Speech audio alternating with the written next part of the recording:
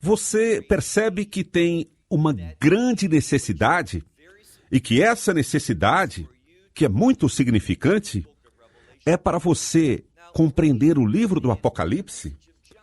Precisamos entender a mensagem de João neste livro do Apocalipse, porque à medida que chegamos perto do fim dos tempos, este livro vai nos preparar para vivermos de forma justa e reta. Ao considerar a verdade profética e aplicá-la à nossa vida, nós nos encontraremos fiéis, nós teremos um testemunho agradável a Deus. E nós também sabemos que o livro do Apocalipse, quando alguém lê ou escuta esse livro, compreende a mensagem nele estabelecida em sua vida. E então essa pessoa será abençoada. E um dos objetivos da nossa organização é que você possa viver fielmente experimentando as bênçãos de Deus. Nós começamos nossa série semana passada, intitulada Curtas do Apocalipse, porque grande parte destes vídeos serão mais curtos e estarão tratando de um trecho ou de uma parte, ao invés de uma passagem bíblica. Isso é para nos ajudar a compreender algumas das coisas primárias que podem ser encontradas dentro do livro do Apocalipse. Semana passada, falamos sobre a Babilônia, aquele mistério, e aprendemos algo.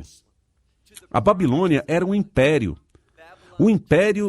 que queria trazer destruição para Judá, para Jerusalém, para as promessas de Deus. A Babilônia aprisionou as pessoas, levou-as para fora da terra, e isto é, em última instância, contra onde Deus quer que seu povo esteja. Claro que foi por causa de sua desobediência que Deus permitiu, que ele encorajou Nabucodonosor para vir a Judá. Mas Nabucodonosor fez isso não por obediência a Deus, mas por sua própria maldade. Logo, aquele império foi punido por Deus pelo seu comportamento contra o povo judeu.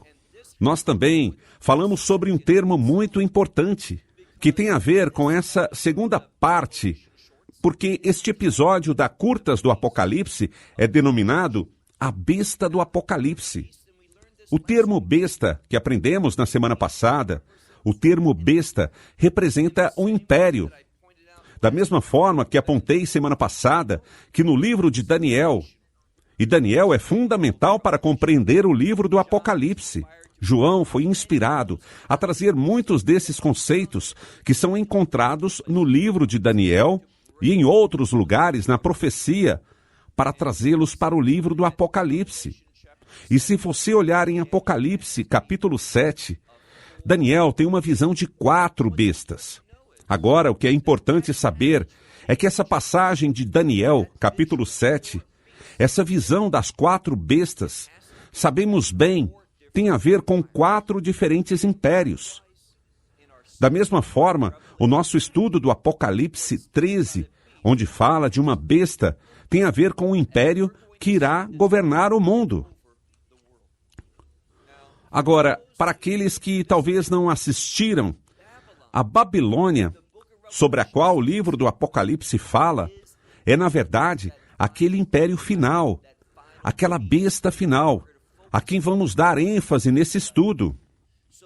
Portanto, há uma grande correlação, há uma forte unidade entre a Babilônia e também a besta. E os dois são um. Os dois se referem àquele império final que o anticristo vai governar. Então, nessa sessão, iremos ter uma visão mais clara daquela besta. O que ela vai fazer e como isso vai afetar o grupo de crentes, aqueles discípulos que ainda estarão vivos nos últimos dias.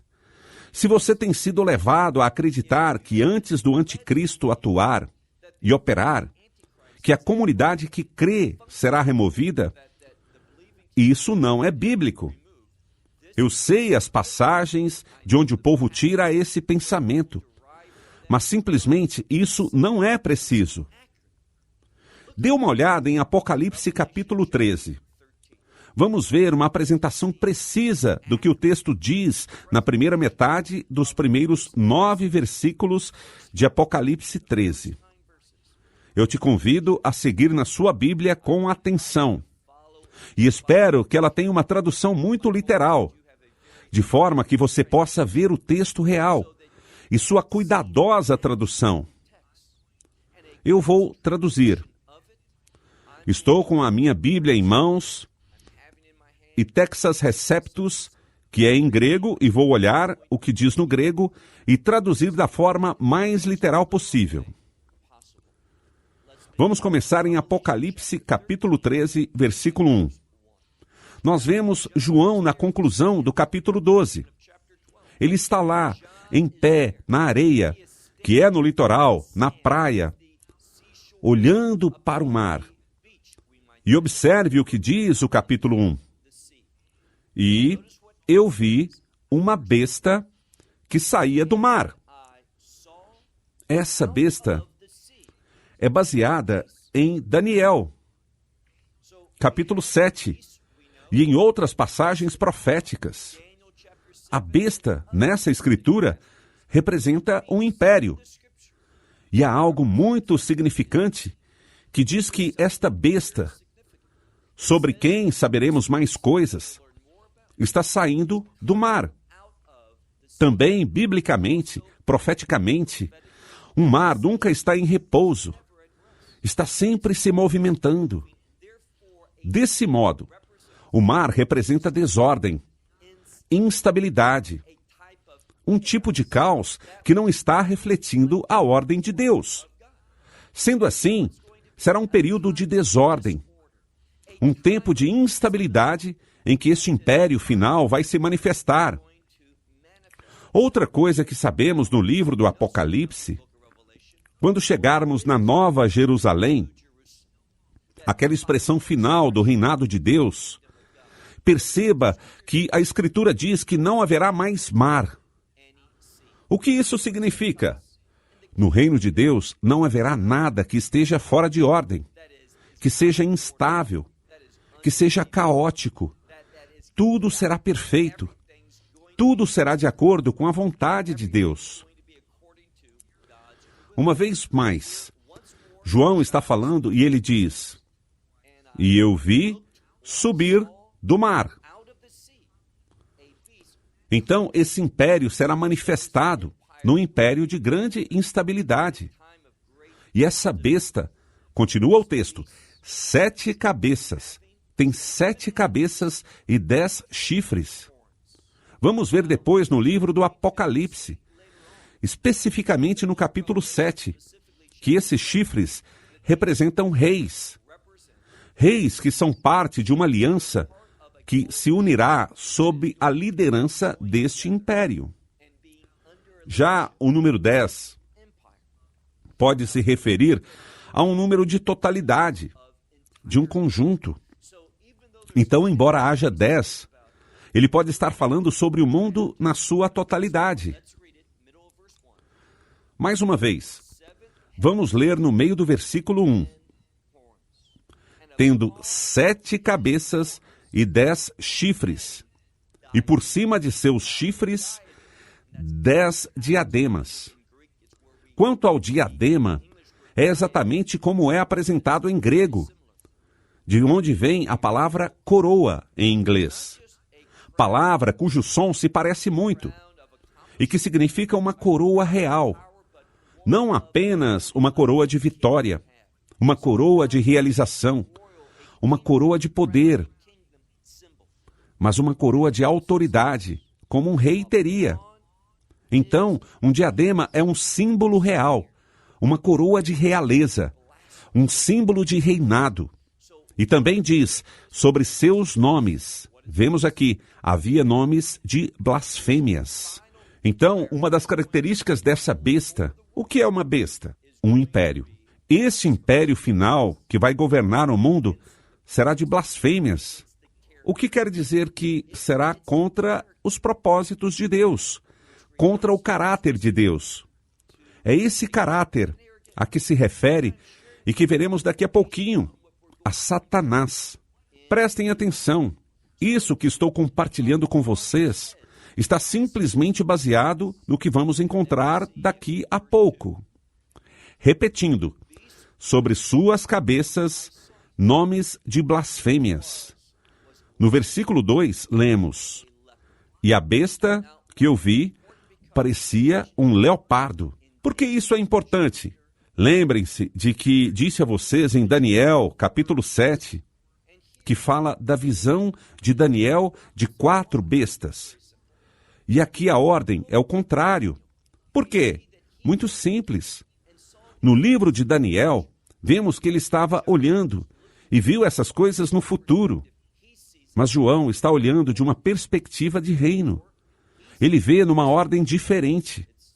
E, portanto, ele vê dessa forma.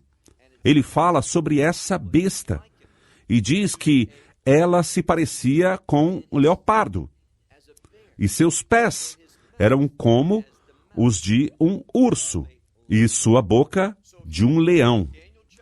Então, se você olhar em Daniel capítulo 7, vamos ver que aparecem leão, urso e leopardo. Aqui aparecem leopardo, urso, leão.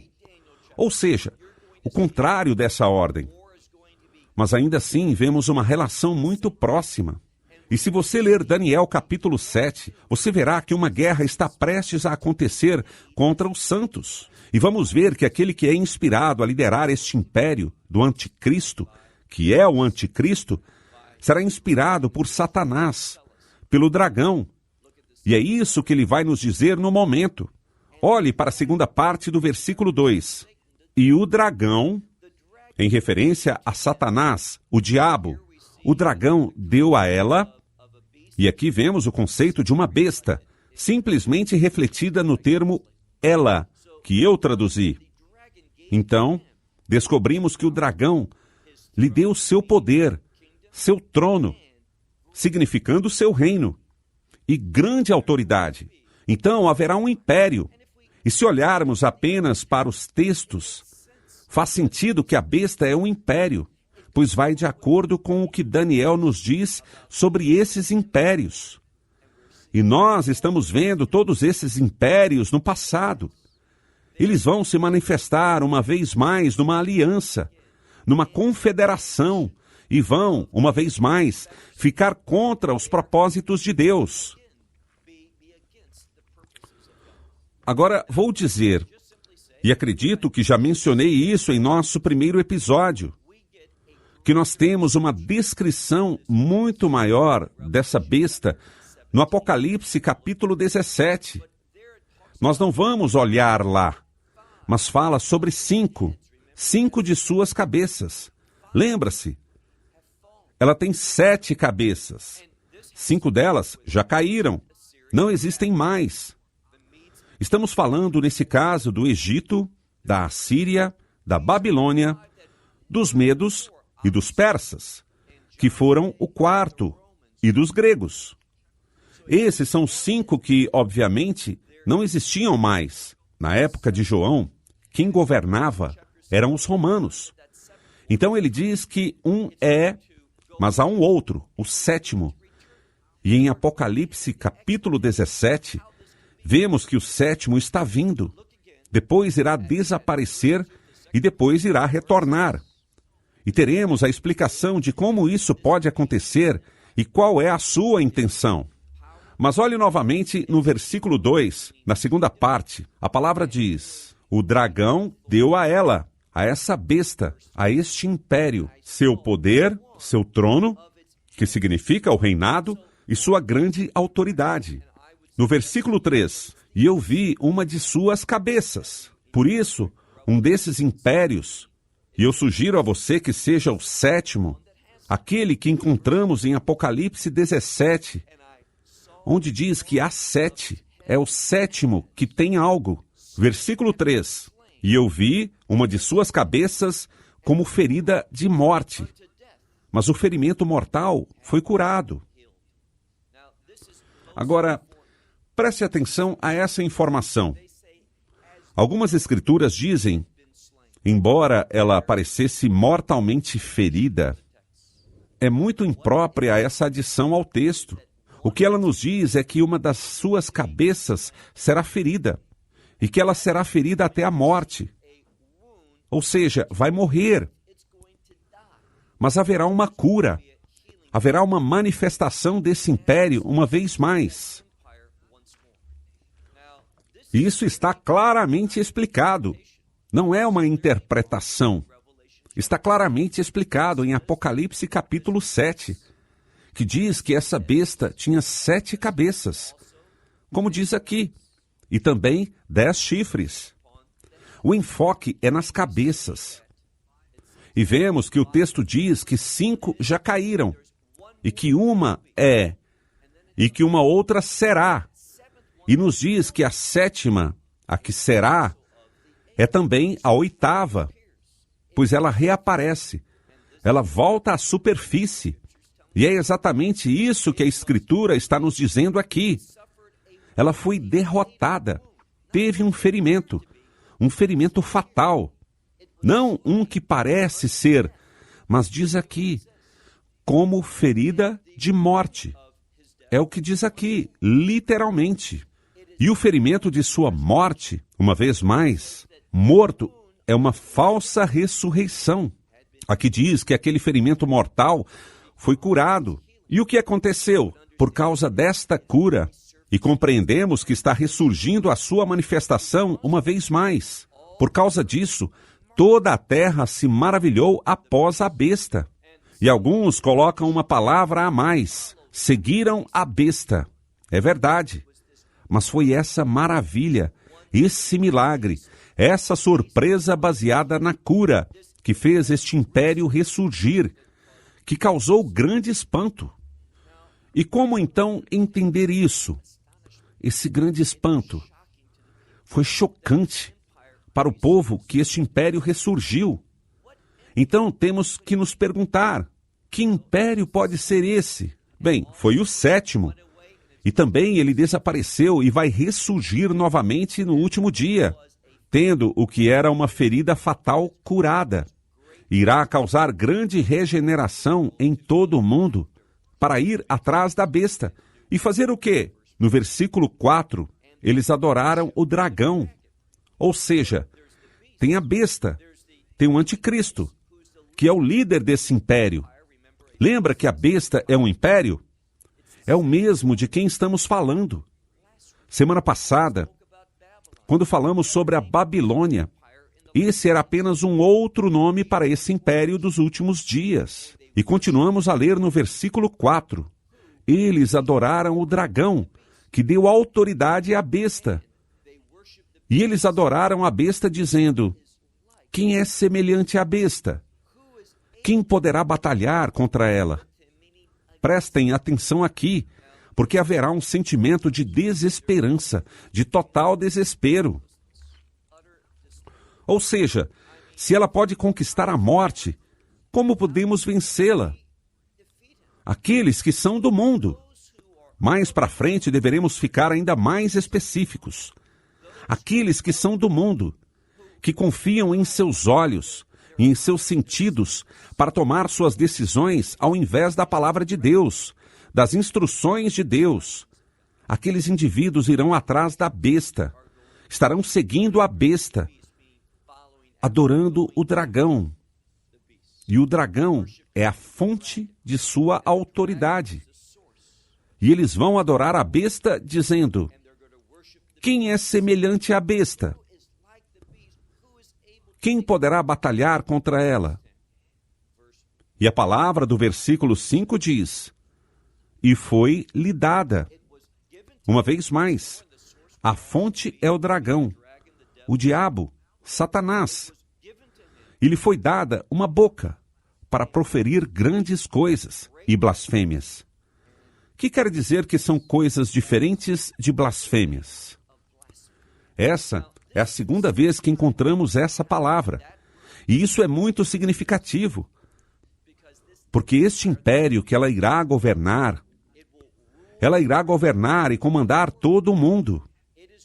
Será desrespeitoso contra o caráter, contra os propósitos, contra tudo que tem a ver com o único e verdadeiro Deus. Continuando, e foi-lhe dada uma boca que falou, para proferir grandes coisas e blasfêmias. No versículo 5, continuamos. E lhe foi dado poder para fazer, para agir, continuar. Por quanto tempo? Por 42 meses. O que isso implica é que em 42 meses, que são 3 anos e meio, que são 1.260 dias, a besta irá agir sem restrições grande parte do tempo. Mas ao final desses 42 meses, que terminarão com o horror da destruição, nessa hora, ou um pouquinho depois, Deus irá se mexer. Ele irá começar o julgamento dessa besta da Babilônia, do mesmo império sobre o qual nós falamos na semana passada, deste império do anticristo. Assim, depois de 42 meses, ele vai começar a levar a besta, este império, à destruição. Agora, a boa notícia é que quando o julgamento de Deus começar a cair sobre o império, nós, verdadeiros crentes, não estaremos aqui. Mas perceba o que diz em Apocalipse capítulo 13, versículo 6. Ela abriu a boca em blasfêmias. E essa é a terceira vez. Ela abriu sua boca em blasfêmias contra Deus, para blasfemar do quê? Do seu nome. Veja, nós já sabemos que nome quer dizer o mesmo que caráter. Ela está então blasfemando do caráter de Deus. Ela é contra a santidade, a retidão, a misericórdia, a graça, a verdade. Tudo que Deus apoia, sua santidade, este império irá contra. Aqueles que disserem, ainda bem que não estarei aqui quando isso estiver começando, você deve ler este capítulo com muita atenção. Entenda o que está escrito aqui. E diz, antes de chegarmos ao ponto principal. Vou concluir o versículo 6.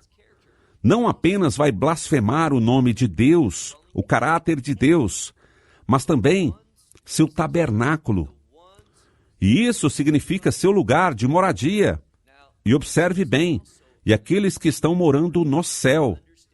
Essa é também uma parte importante ao compreender o livro do Apocalipse. No livro do Apocalipse fala-se sobre 2 pessoas, e há muitas denominações diferentes para esses 2 grupos de pessoas.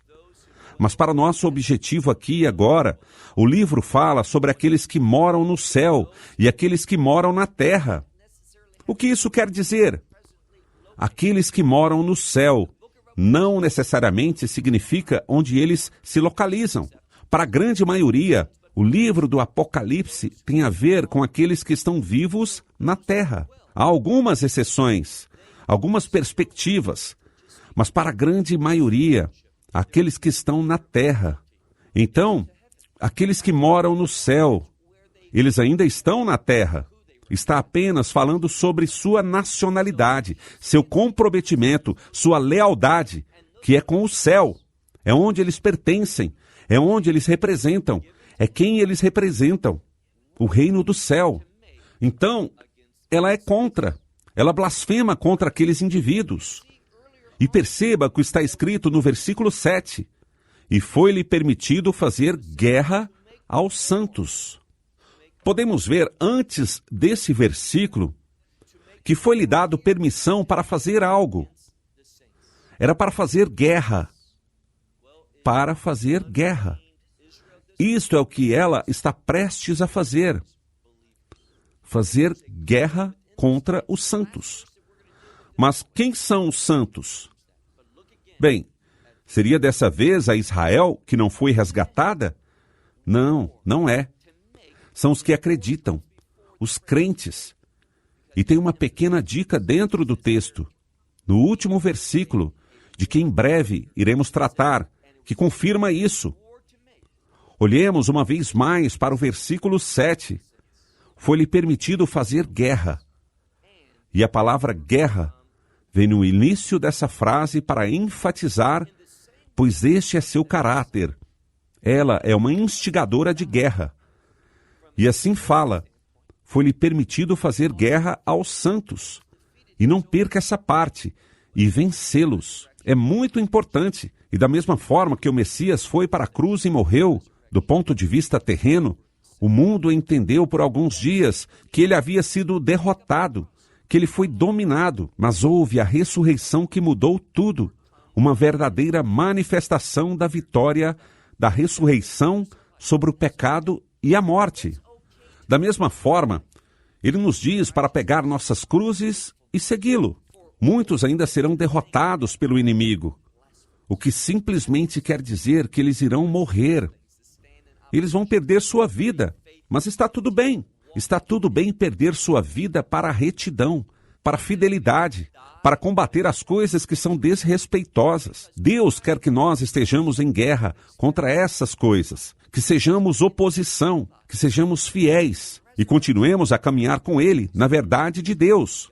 E se morrermos no meio de tudo isso, sem problemas, porque minha esperança não é algo que vou experimentar nesse corpo. Ele irá me dar um novo corpo, e é a ressurreição que me traz ao reino de Deus em sua plenitude. Então, não me aborrece o fato que diz que ela vai entrar em guerra contra os santos e que vai vencê-los. E mais ao final do versículo 7, diz que também lhe foi dado autoridade. E preste atenção a isso, foi-lhe dado autoridade. E essa palavra também significa poder sobre toda a tribo, toda a língua e todo o grupo étnico, o que significa todo o grupo de povos. E alguns aqui dizem nações. Este é o versículo. Muitas vezes, as pessoas vêm até mim e dizem que em nenhum lugar está escrito que o anticristo irá governar o mundo. Bem, isso é exatamente o que esse versículo diz, que este império irá governar cada tribo, cada língua e cada nação. Já o versículo 8 diz, e todos os que habitam sobre a terra. Esse é o segundo grupo. O primeiro grupo é daqueles que moram no céu. E lembre-se, não tem nada a ver com onde eles se localizam fisicamente. Está falando aqui sobre as pessoas que estão fisicamente localizadas na terra. Mas onde é a sua morada? Onde é a sua casa? Nossa casa é no reino de Deus. Pertencemos ao Deus do céu. Esta é nossa nacionalidade. Todos são aliens, forasteiros neste mundo. São essas as pessoas contra quem ela vai guerrear. Mas ao ler o versículo 8, e todos os que habitam sobre a terra, o que eles irão fazer? Eles irão adorá-la. Aqueles que estão morando na terra, ou esses cujos nomes não estão escritos no livro da vida do Cordeiro. Então, aqueles que não irão adorá-la são aqueles cujos nomes estão escritos no livro da vida do Cordeiro. Aqueles que moram na terra, eles pertencem a esse mundo. Seus nomes não foram escritos no livro da vida do Cordeiro. E veja agora algo que diz sobre o Cordeiro. E é muito importante que percebamos o termo Cordeiro, que é dominante em toda a extensão do livro do Apocalipse, que se refere ao Messias, porque Cordeiro se refere à Páscoa, e a Páscoa se relaciona à redenção. Então, quando se fala sobre o livro da vida, é a vida que alguém tem na terra que resgata o sangue do Cordeiro. De novo, versículo 8. E todos os que habitam sobre a terra, esses cujos nomes não estão escritos no livro da vida do Cordeiro. Eles irão adorar esta besta. E ao se falar sobre o Cordeiro, concluindo o versículo 8, que fala sobre o Cordeiro, que foi morto desde a fundação do mundo.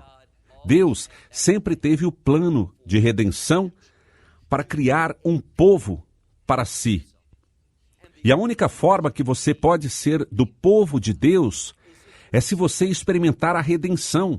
E é justamente essa redenção que faz seu nome ser escrito no livro da vida do Cordeiro. Somente através deste trabalho de redenção, de seu derramamento de sangue, que você pode se tornar alguém que é cidadão do céu. um cidadão do reino de Deus. No versículo 9, agora, ouça o que dizem as últimas palavras. Se alguém tem ouvidos, ouça. Qual o significado deste versículo justamente aqui? Por quê? Essa expressão, se alguém tem ouvidos, ouça. Isso foi dito em Apocalipse, capítulo 2 e capítulo 3. Aquelas 7 mensagens, aquelas 7 congregações exiladas. Foi dito ao final de cada uma dessas 7 cartas, dessas 7 epístolas, para aquelas 7 igrejas da Ásia Menor, que conclui ao dizer que, se alguém tem ouvidos, ouça o que o Espírito diz. Isso é simplesmente uma declaração semelhante àquela para nos ensinar que isso tem relevância. Para quem? O que estamos aprendendo tem importância para o grupo de crentes, para a congregação dos que foram resgatados, para aqueles cuja nacionalidade está no céu. Em outras palavras, a eclésia, a igreja. Concluindo, aqueles que fazem parte da congregação dos resgatados, estes têm seus nomes escritos no livro da vida do Cordeiro, e eles não se submeterão ao anticristo, ao seu império. Eles irão resistir, e eles irão falar contra e agir contra este império do anticristo. Aquele que aprendemos semana passada foi mencionado mais ao final do livro do Apocalipse, a Babilônia. Aqui ele é conhecido como a besta. Repetindo, a besta é simplesmente um império, e uma das coisas que você deve saber é que todas essas bestas, lembra do que está escrito no Apocalipse 17? E aqui fecharemos como ela fala que 5 já caíram. Egito, Assíria, Babilônia, a 4ª é os medos e os persas, a 5ª é a Grécia, a 6ª é Roma. E então temos a 7ª. Você tem que saber responder quem é a 7ª. Vamos ainda tratar de um outro episódio sobre aquele 7º império, que é parte deste evento do fim dos tempos, que também será o 8º. É muito importante, é absolutamente necessário que você saiba quem é, pois irá te dar maior compreensão. Mas deixe-me concluir. Todos esses impérios tinham algo em comum, e é porque eram todos perseguidores de Israel.